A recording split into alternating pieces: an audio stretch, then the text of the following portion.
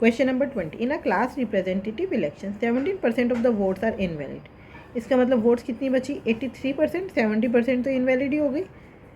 The first candidate got 55% of the valid votes.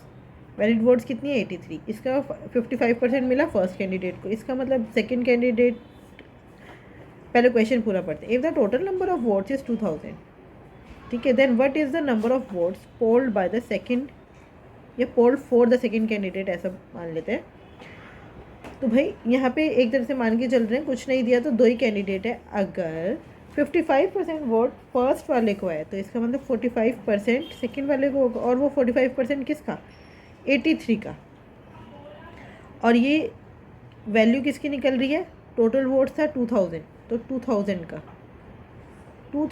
83% का 45%, बस percentage हटा के नीचे 100, परसेंटेज हटा के 100, 20 से 20 कैंसिल, 10 से 10 कैंसिल, 2 1 2, 2 5 10, 5 9 45, 9 3 27। जिसका यूनिट डिजिट 7 है वो आंसर होगा।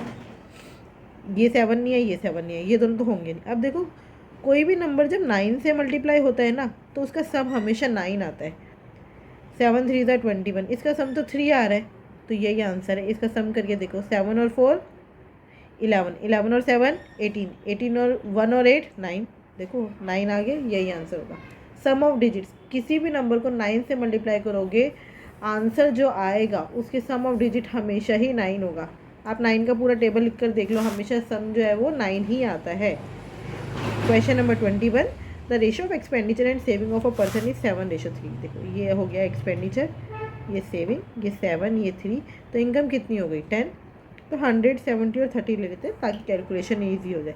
If the income is increase by 20%, तो इनकम हो गई +20, and expenditure is increase by 30%। 70 का 30% मतलब 70 इंटू 3/10 कितना आया?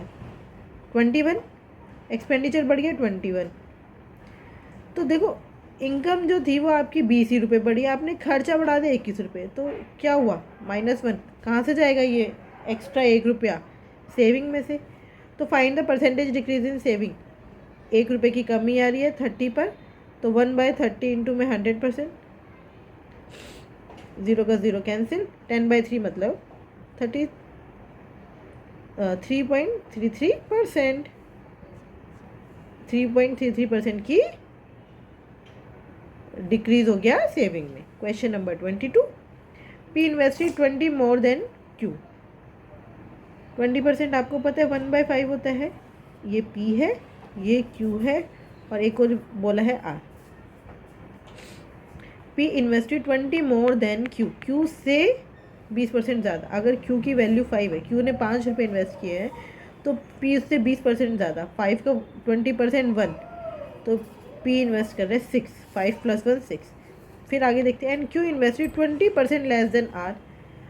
20% लेस देन आर का क्या मतलब है? अगर आर ने 5 रुपीज़ इन्वेस्ट किए हैं तो उससे 20% कम। 5 का 20% 1, 5 - 1 4, तो क्यू ने इन्वेस्ट किए 4। ठीक है, चलिए अब देखते हैं। तो अब इसको हम, ये सेम यहाँ पर और ये 4 इधर सेम यहाँ पर मल्टीप्लाई कर दो ऐसे। 6 4 = 24, 5 4 = 20, 5 5 = 25। ये आ गया P ratio Q ratio R का इन्वेस्टमेंट। टोटल इन्वेस्टमेंट उन्होंने बोला 5520 है। इसका मतलब 24 + 20 कितना हो गया? 44, 44 + 25, 44 54 64 69, 69 जो रिप्रेजेंट कर रहा है 5520 को। तो हमें आर का इन्वेस्टमेंट निकालना है, मतलब हमें 25 की वैल्यू निकालनी है बस। 5520 बाय 69 इंटू में 25। देखो हमें पता है 69 10 + 690 होगा, तो 69 8 = 72 होता है। आप मल्टीप्लाई करके देखो, 69 8 = 552 ही आ रहा है, तो ये हो गया 80।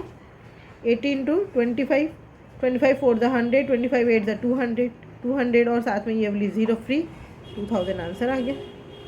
Question number 20, in an office the ratio of officers and clerk is 5:9। देखो ये ऑफिसर्स हैं, ये क्लर्क्स हैं, और 5:9 है। The number of peons is, ये जो पियंस है इनकी नंबर क्लर्क की 33.3% है। 33.33% का क्या मतलब है? 1/3। तो इसका मतलब यहाँ पे पियंस और ले लो, पियन। 9 का 1/3 मतलब 3 है ना। इफ द टोटल एम्प्लॉय ये सब है 1870 है। 9 और 5 14 और 3 17, इसका मतलब 17 is representing 1870। Number of officers 5 की वैल्यू निकालनी है बस। 1870 बाई 17 इंटू में 5, साफ दिख रहा है। 17 10 ज़ा 170 और उससे 17 और ज़्यादा है तो 17 11 ज़ा 187 होता है। 11 5 ज़ा 55, 550 is the right answer. Question number 24, in a college exam Ishani scored 80 marks out of 150 in economics. 150 में से ईशानी के कितने आ रहे हैं? 80। 95 marks out of 120 in statistics. 120 में से स्टैटिस्टिक्स में कितने आ रहे हैं? 95। Find the minimum marks she should score in accountancy. Accountancy में 100 में से कितना मिनिमम स्कोर होना चाहिए कि टोटल जो है वो तीनों सब्जेक्ट का 70% हो जाए? तो ये 100 है। अब देखो, तो टोटल के लिए तो हमें टोटल वैल्यू पता होनी चाहिए। पहले इन तीनों सब्जेक्ट का टोटल देखो, 0 7 3, 370 का हमें कितना परसेंट निकालना है? 70%। तो 70 बाई 100 कर देते हैं। 37 7 ज़ा 7 7 ज़ा 49, 9 यहाँ 4 कैरी, 7 3 ज़ा 21 और 4 259 टोटल होना चाहिए। उसमें से हमारे कितने मार्क्स आ चुके हैं? 5। 175 मार्क्स हमारे पास आ चुके हैं। 9 - 5 4, 15 - 7 8। इसका मतलब 100 में से उसको मिनिमम 84% लाने ही पड़ेंगे ताकि उसके 70% मार्क्स हो जाएं। Question number 25, the area for residential plot is इतना। इफ़ द कंस्ट्रक्शन 2970 पार्ट पर अवेलेबल है तो हमें बताना है कितना परसेंटेज जो है वो अनकंस्ट्रक्टेड है। इन दोनों को पहले तो सब्ट्रैक्ट करो। आपको पता है ये 3000 के नियरेस्ट है। 3750 माइनस 3000 कितना आया? 750। और ये 30 और इसमें तो 780। कितने से कंपेयर करेंगे? 3750 से, इंटू में 100, 0 से 0 कैंसिल, तो ये हो गया 78 और ये है 375। तो 5 से काट लेते हैं। ये 375 और 100 हमें पता चल रहा है 25 की टेबल में आते हैं। 25 1 25 बचा 12, 25 5 125, 25 4 100, 3 5 15, 3 2 6 और 3 6 18, 26 इंटू 4/5। अच्छा, अब देखो 5 से मल्टीप्लाई डिवाइड करना थोड़ा सा मुश्किल है, इससे तो अच्छा इंटू 2 कर दो। क्यों कर दिया मैंने? क्योंकि नीचे 10 हो जाएगा तो मेरे लिए क्वेश्चन सोल्व करना ईजी है। 26 8 8 6 48, 8 यहाँ 4 यहाँ, 8 2 16 और 4 10 और नीचे ये 10 था, इसका पॉइंट 10.8, 10.8। देखिए मल्टीप्लाई गड़बड़ कर दिया। 26 8 8 6 48, 8 यहाँ 4 यहाँ, 8 2 16 और 4 20, 20.8 लिखना था, मैंने 10.8 लिख दिया। तो 20.8 is the right answer. Question number 26, in an examination Raman got 20% marks and he failed by 120 marks. Raman को मिले 20% मार्क्स और वो 120 नंबरों से फेल हो गया। If he gets 25% marks then he fails by 100 marks.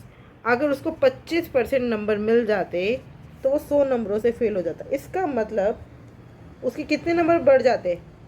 पहले वो 120 नंबर से फेल हो रहा था, फिर वो 100 नंबर से फेल हो रहे हैं। बेटा देखो, पहले उसको 20% नंबर मिल रहे थे तो वो 120 नंबर से फेल हो रहा था, फिर उसको मिले 25% मार्क्स तो वो 100 नंबर से फेल हो गया। 5% मार्क्स एक्स्ट्रा मिले तो यहाँ पर कितने का डिफरेंस आ गया? 20 मार्क्स का। इसका मतलब 5% 20 मार्क्स को रिप्रेजेंट कर रहे हैं। तो हमें पूछा what are the maximum marks, तो 100%, 5 20 is 100, 20 20 is 400 is the right answer. Question number 27, the length of a rectangular plot is increased by 20। देखो ये वाला क्वेश्चन भी जैसे मैंने अभी आपको बताए थे वो खर्चा वाला price into quantity is equals to total expenditure, same वही है, length into breadth is equals to area होता है, लेंथ बढ़ेगी एरिया भी बढ़ जाएगा, ब्रेथ बढ़ेगी एरिया भी बढ़ जाएगा, लेंथ घटेगी एरिया भी कम हो जाएगा, ब्रेथ में डिक्रीज आएगा तो एरिया में भी डिक्रीज आएगा। उन्होंने बोला लेंथ जो है वो 20% बढ़ गई, जैसे ही लेंथ 20% बढ़ी एरिया ऑटोमेटिकली क्या हो गया, वो भी 20% बढ़ गया, अब 120% हो गया। लेकिन उन्हें बोला भाई ब्रेथ को घटा दो, एरिया सेम ही रहना चाहिए, एरिया सेम ही रहना चाहिए, मतलब एरिया कितना रहना चाहिए, 100% ही रहना चाहिए। अब हमें एरिया को कम करना है, तो एरिया को कम कैसे करेंगे, ब्रेथ में चेंजेस लाकर। तो क्या करना है हमें, 120% को वापस 100% करना है, मतलब कितनी की कमी लानी है, 20 की, किस पर, 120 पर, किस पर, 120 पर, बस यही करना है हमें। देखो बस इंटू में 100, 21 ज़ा 20, 26 ज़ा 120, 100 बाय 6। आपको पता है 16 6 ज़ा 96 होता है, तो 16 पॉइंट समथिंग ये आंसर आएगा, तो B is the right answer. सारे आंसर्स अलग है तो हम डिवाइड करेंगे ही क्यों, हमें पता है 100 को 6 से डिवाइड करेंगे तो 16 पॉइंट समथिंग आएगा, तो बस 16 पॉइंट समथिंग दे रखा है। Question number 28, in an exam a student got 60 marks, 60 less marks than the passing marks, 60 number कम आया उसके और उसके आए 60 नंबर। देखो ध्यान से देखो, पहले उन्होंने बोला जितने पासिंग मार्क्स थे उससे 60 नंबर कम आए, फिर उन्होंने बोला उसके नंबर 60 है, इसका मतलब उसके नंबर कितने आने चाहिए थे पास होने के लिए, इन दोनों को प्लस कर देते, 60 + 60 120 आने चाहिए थे, तब वो पास हो जाता। और उन्होंने बोला पासिंग परसेंटेज 40 है, इसका मतलब 40% जो है वो 120 को रिप्रेजेंट करें, 100% किसको रिप्रेजेंट करेगा, बस 120/40 इंटू में 100, 43 ज़ा 120, 300 को रिप्रेजेंट करेगा। If P is 15% less than Q, 15% का क्या मतलब है, 3/5%, 1/20, 15% 3/20 है ना, ये P है ये Q है, अगर Q 20 है तो P 17 है, तो उन्होंने पूछा Q is how much percentage more than P, अब P से कंपेयर करना है, Q कितना ज़्यादा है, 3 ज़्यादा है, किस पर, 17 पर, 3/17 इंटू 100, यही आंसर है। अब देखो आंसर तो परसेंटेज पॉइंट्स में, तो क्या करेंगे, 3 को एज इट इज़ रख लो, फटाफट वाला मेथड बता रही हूँ मैं, 17 5 ज़ा 85, 5 प्लस कितना बचा, 15/17, मल्टीप्लाई कर दो 3 से, 15 प्लस 15 3 से कितना होता है 45, फिर से उसको 17 से डिवाइड करना है। अब आपको पता है 17 के टेबल में 45 से पहले क्या आता है, 2 ज़ा 34, बचा कितना 11/17, तो 15 और 2 कितना होता है 17 प्लस, अब ये 11/17 जो है ये पॉइंट में कुछ वैल्यू देगा, तो 17 पॉइंट समथिंग आ रहा है, ये सारे डिजिट्स अलग हैं, इसका मतलब correct answer is 17.64, 17.64। Thank you, keep practising. अगर आपको कोई डाउट है तो please post your doubt in the comment box और join Telegram channel @mathsps1, this is 1, okay, thank you।